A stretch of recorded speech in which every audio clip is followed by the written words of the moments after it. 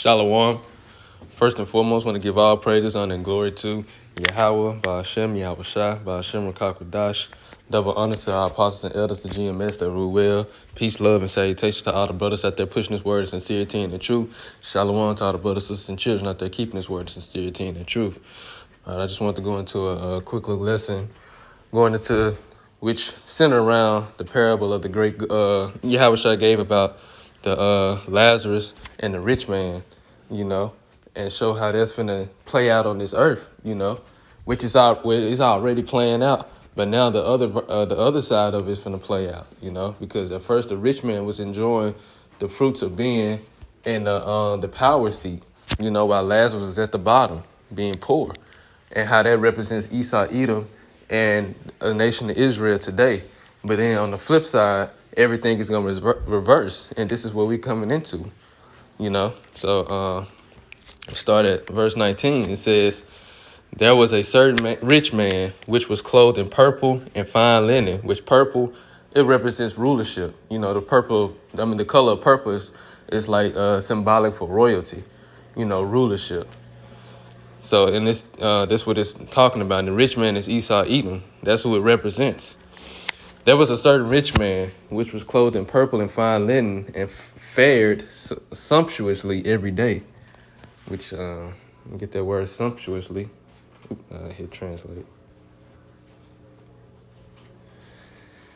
It says splendid, expensive looking, luxurious, meaning in a seat of, basically, he's in a royal high position. Esau, Edom is the earth is given into the hand of the wicked, so he's in rulership right now. Verse 20, and there was a certain beggar named Lazarus, which was laid at his gate full of sores, right? Lazarus going into, he's representing Jake, in a low position we in. And let me get that word sores, just to see if it has something there. Okay, it just goes into sores. But basically representing him being in a low position. Right, a wound. It says a wound. It made me think about Jeremiah chapter 30, where the Lord said he has wounded thee with the wound of an enemy. Basically talking about how low we have been brought as a nation. Verse 21, and desiring to be fed with the crumbs which fell from the rich man's table, right? Because going back to the curses in Deuteronomy chapter 28, the Lord said we was going to be in nakedness and in thirst, and in hunger and in want of all things, So we was going to be basically wanting to have a piece of some type of comfortability. We want to have the things of this world, or we want to have some things just to be able to survive, because being in the curses, being in slavery under Esau, Edom, everything has been taken from us, even our identity, who we are, everything has been stripped from us. And this is what it's going into about wanting to be fed from the crumbs that's fell from the rich man's table, because we want, as a nation, we just want to try to survive. We want to establish ourselves, We want some type of position or some type of, just to be fed, basically, let me get the scripture in Deuteronomy. Let me use one of these. Let me use this tab.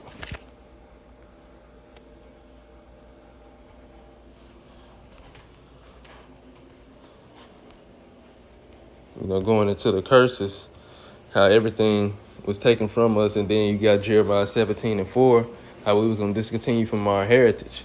So everything had been taken from us. Let's see. I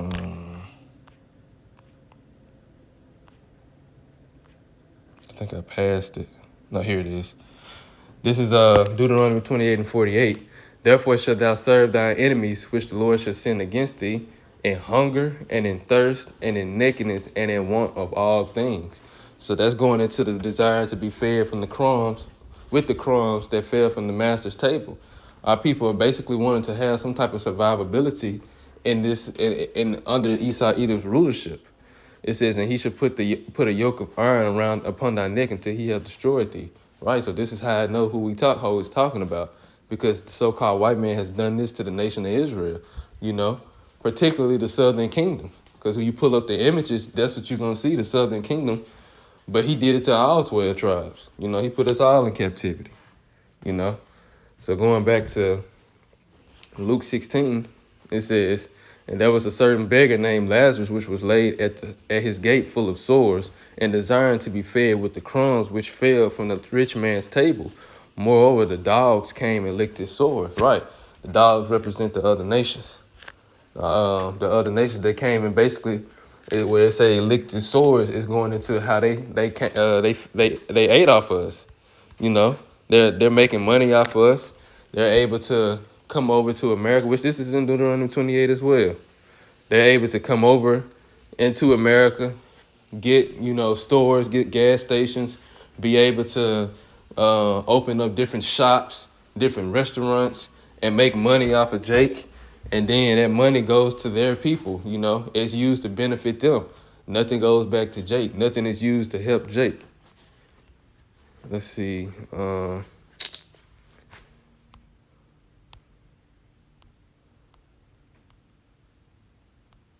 Deuteronomy 28. Oh no, that's back up. I'm past it.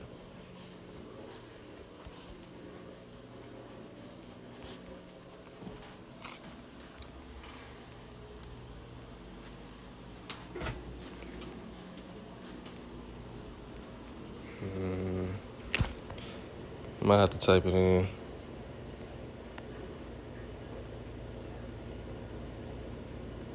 Let me type it in.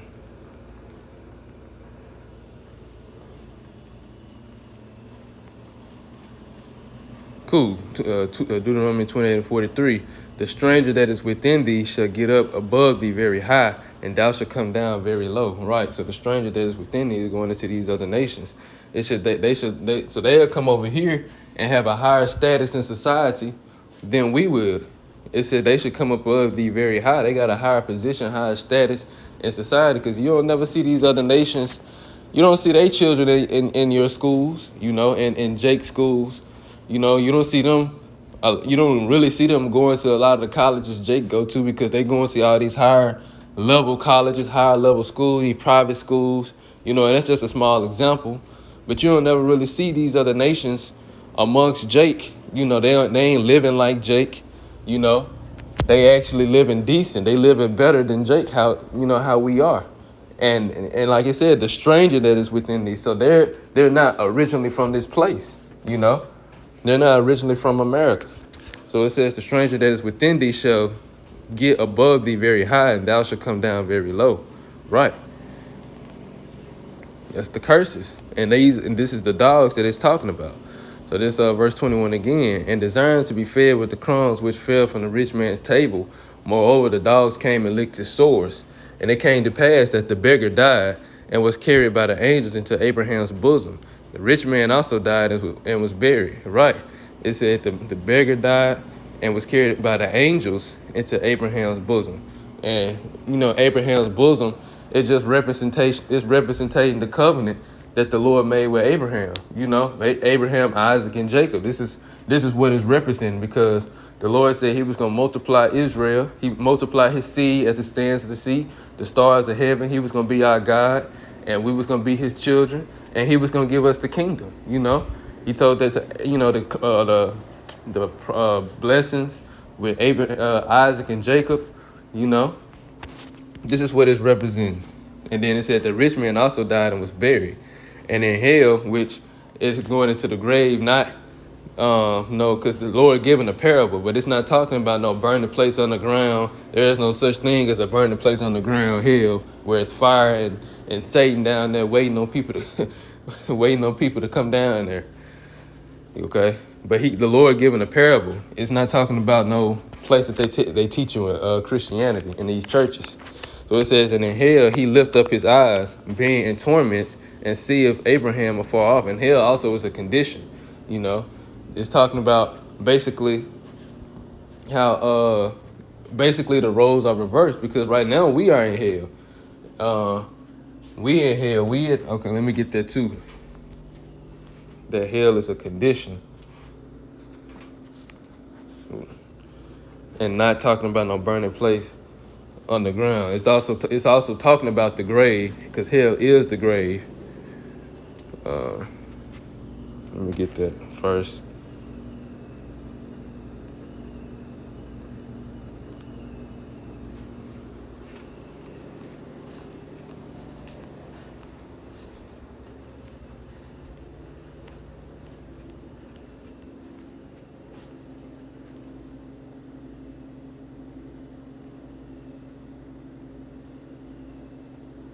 This is Psalm 16:10, which I'm I'm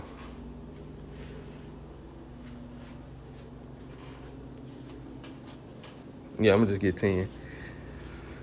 For thou would not leave my soul in hell, neither wilt thou suffer thy holy one to see corruption. Who is David prophesying about? He prophesying about Yahweh Shai, because after 3 days Yahweh Shai rose. Yahweh Shai is that holy one that it's talking about. It said that neither wilt thou suffer thy holy one to see corruption, meaning his body wasn't going to rot. You know, his body wasn't going to decompose into the earth. Let's see what it said in the other versions. It says, for you will not leave my soul among the dead, or allow your Holy One to rot in the grave. Right. So hell, in one sense, is talking about the grave. But hell, in the other sense, is talking about a condition. This is Jonah chapter 2, verse 2. It says, and said, I cry by reason of my affliction, meaning something he was going through, unto the Lord, and he heard me. Out of the belly of hell cried I, and thou heardest my voice. Because Jonah wasn't dead. Jonah didn't die in that great fish that swallowed him up. This is the NLT version. It says he said, I cried out to the Lord in my great trouble. Well, it goes off because it say the land of the dead. It goes off. Let me see if any other one say something. Yeah, it is going off. It's talking about, it's also talking about the grave. When they say Sheol or the land of the dead, that's going back into the grave. But right here it's talking about the, like it says, a reason of mine affliction, because if you read the story of Jonah, Jonah wasn't dead. Jonah didn't die. He got swallowed up by the fish. He was still alive. You know, it said, and he cried out to the Lord after those 3 days that he was in the belly of the fish. The fish spit him out, but the Lord had delivered him from it. So I'm going to start at verse 1. It says, then Jonah prayed unto the Lord his God out of the fish's belly, and said, I cried by reason of my affliction unto the Lord, and he heard me. Out of the belly of hell cried I, and thou heardest my voice. Right, so out of the belly of hell, out of that condition, like they say in the world, white man's heaven is a black man's hell, you know. They might say in the world, it's hot as hell, you know, which the hot as hell is figuratively speaking on a condition, not actually talking about the place as hell. Or they might say it's cold as hell, you know. Hell ain't, according to the Christians and according to the doctrine, hell is not a place, it's not cold. When people say it's cold as hell, it's a figure of speech. But the figure of speech is going into the condition that the person is feeling, not the actual location or not no actual place or nothing. So that's the same way it's talking right here. It's a condition. Verse 23 again. And in hell, his affliction, that's why I said being in torments. So it said, in hell, he lift up his eyes, being in torments, and see if Abraham afar off and Lazarus in his bosom. So this is going into the Israelites is in there. They're in the kingdom, you know. They're enjoying the kingdom now. And he cried and said, Father Abraham, have mercy on me, and send Lazarus, that he may dip the tip of his finger in water and cool my tongue, for I am tormented in this flame. Right. So the Lord he giving a parable, but it said he tormented in this flame, basically going into what he's going through this hardcore captivity. Because I'm gonna get another precept, because Esau Edom is going into captivity. Everything that the so-called white man has done, he has to pay for it, and he got to reap what you sow. This is Revelation 13:9. If any man have an ear, let him hear. He that leadeth into captivity shall go into captivity. He that killeth with the sword must be killed with the sword. Here is the patience and the faith of the saints. Then Esau Edom lead the nation of Israel into captivity. So he shall go into captivity. And then wasn't he slaughtering our people with the sword? I think it's Revelations 18.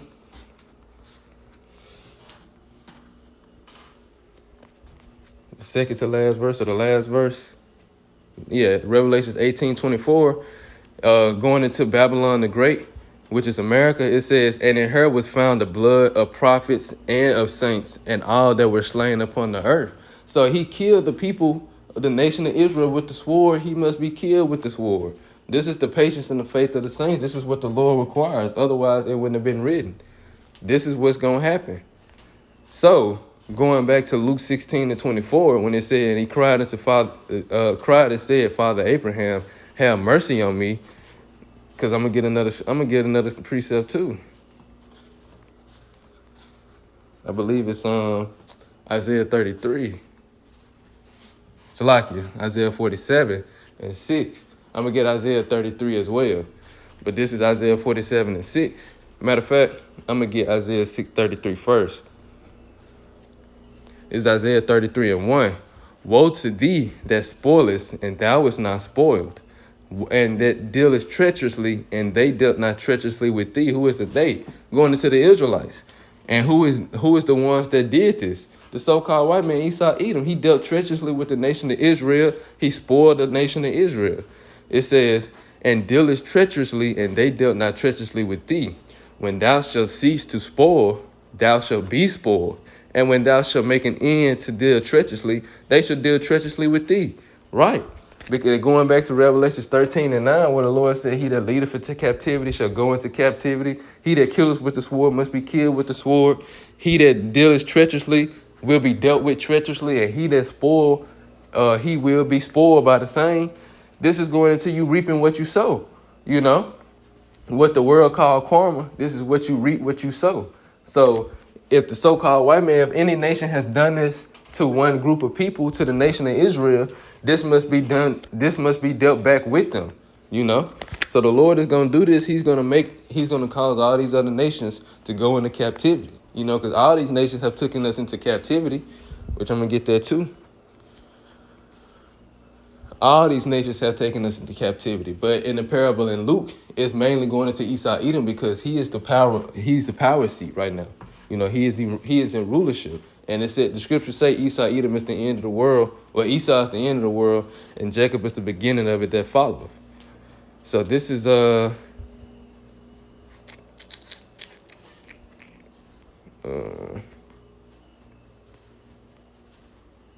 this is Jeremiah 30:16. Therefore, all they that devour thee shall be devoured. So here it is again. You reaping what you sow. I didn't even know that was going to be there. You reaping what you sow. Therefore, all they that devour thee shall be devoured, and all thy adversaries, every last one of them. All these nations are our adversaries, every last one of them. So any nation that's not considered an Israelite, they're your enemies. So it says, and all thy adversaries, every one of them shall go into captivity. Because like we read in Revelation 13, he that leadeth into captivity shall go into captivity. So the Lord says right here, all of them going into captivity, that means all of them has taken us into captivity. All of them has devoured us, you know, in some way, shape, form, or fashion. So it says, and all thine adversaries, every one of them shall go into captivity. And they that spoil thee shall be a spoil. There you go again. And all that prey upon thee will I give for a prey. And I'm going to read verse 17 too. For I will restore health unto thee, and I will heal thee of thy wounds. Going back to the sores that was found on Lazarus, that the dogs were licking.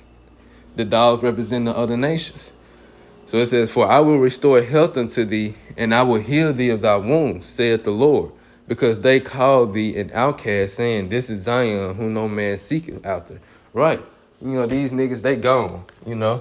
The Lord done with them. The Lord ain't with them no more. He ain't going to deliver them no more. You know, this is what the other nations saying about it. This is how they look at us. This is how they treat us, you know, because it's not just physically said. It's also done. Your actions speak louder than your words. This is how they treat us, you know. So going back to Luke 16 again, verse 24. Oh, I forgot. That Isaiah 47.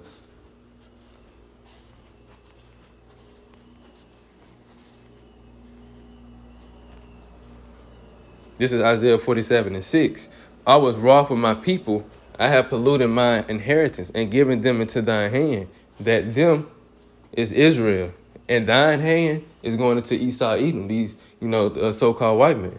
It says, thou didst show them no mercy. Upon the ancient hast thou very heavily laid thy yoke. Right. So it said he didn't show us no mercy. He didn't show us no mercy. He didn't, which he ain't showing us no mercy now. So, let me see.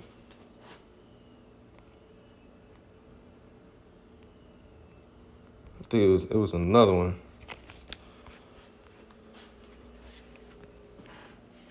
Yeah, this is. Let's see what it.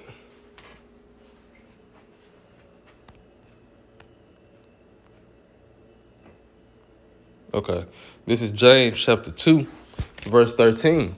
For he shall have judgment without mercy that have showed no mercy, and mercy rejoiceth against judgment. So here it is. It says, he shall have judgment without mercy that have showed no mercy. Going back to what we read in Isaiah 47:6. It says, thou didst show them no mercy. Upon the ancient hast thou very heavily laid thy yoke. So these Edomites, these so-called white people, they didn't show our nation, and they still ain't showing our nation no mercy. So they will receive no mercy.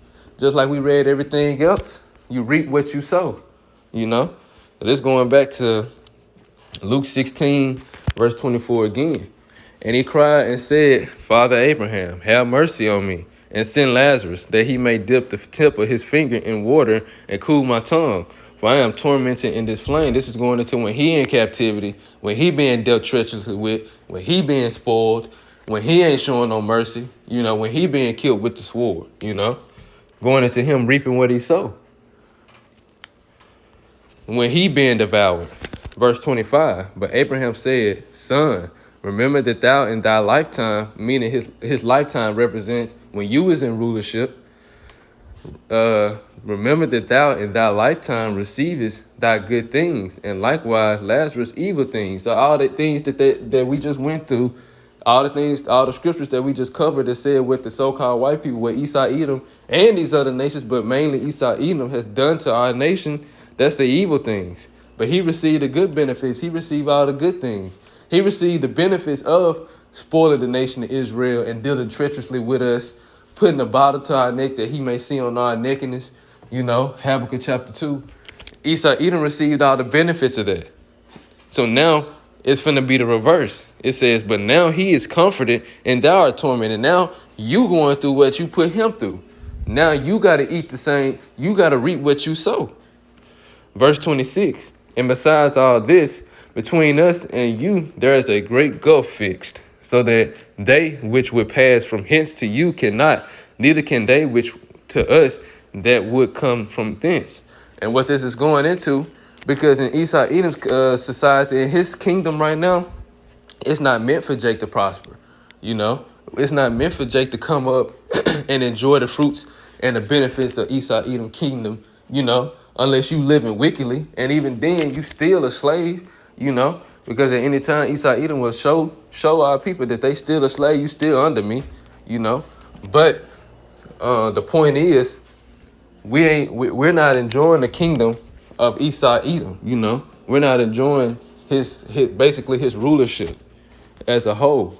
And neither will he, as a nation. And neither will he, even individually. But neither will he enjoy our kingdom. He will not enjoy our nation. He will not be shown no mercy. So that's what it's going into by that great gulf fixed.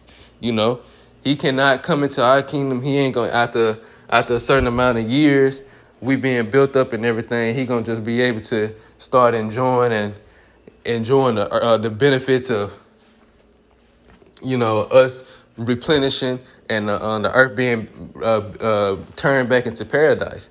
He's not going to enjoy nothing. So this is going into that great gulf fixed. Verse 27.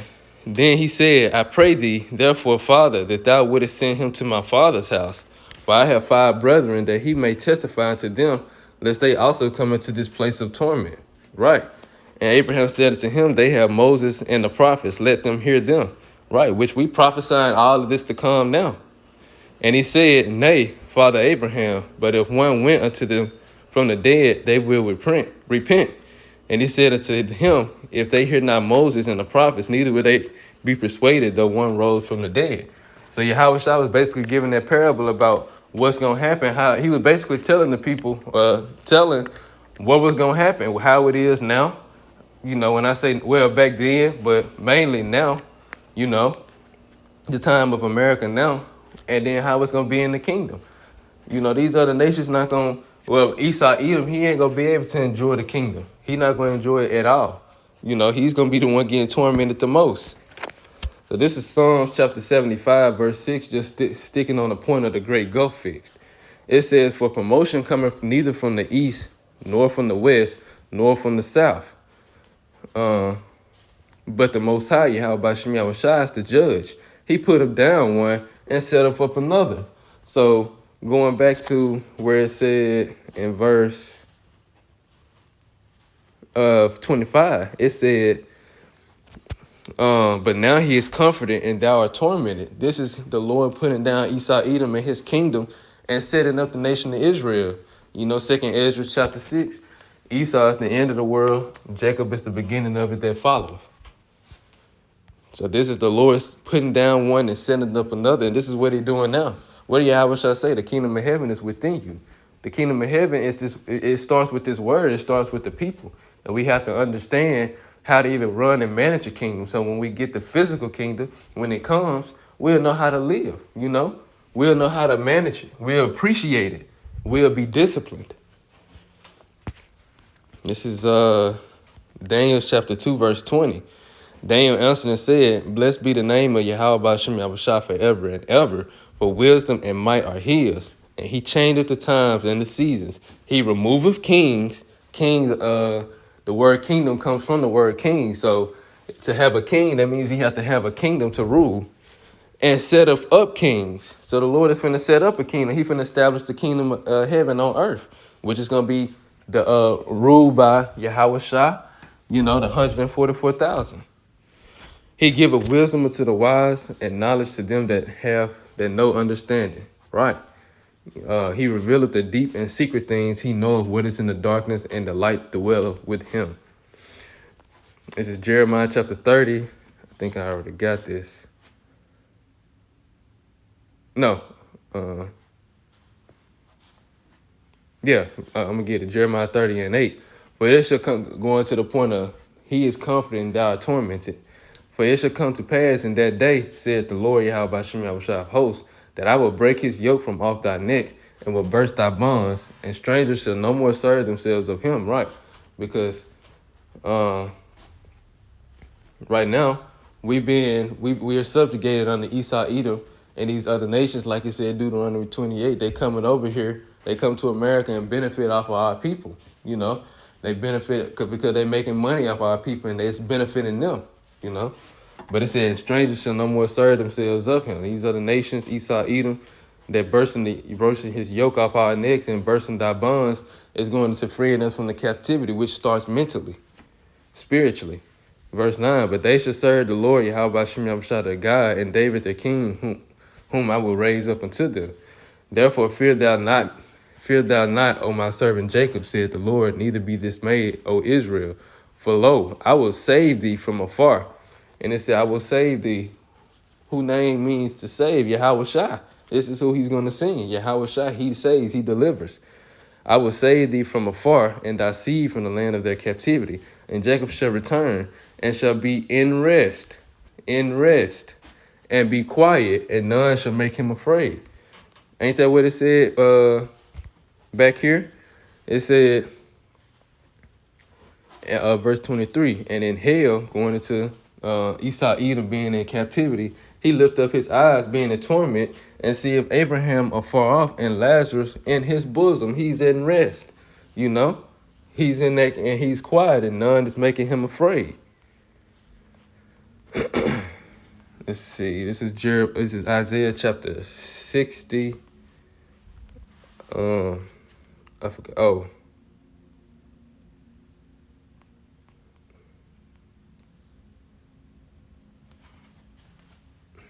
I forgot what I wanted in here.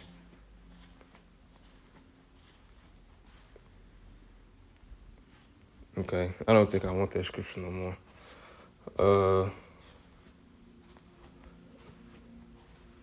Well, I'm just gonna get it. This will be the last one. This is Isaiah chapter 60, verse 10 and verse 11. And the sons of strangers shall build up thy walls, and their kings shall minister unto thee. This is when Israel is in their rulership in the kingdom. For in my wrath I smote thee, but in my favor have I had mercy on thee.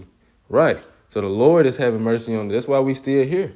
This is why we survived through everything that our people have been through.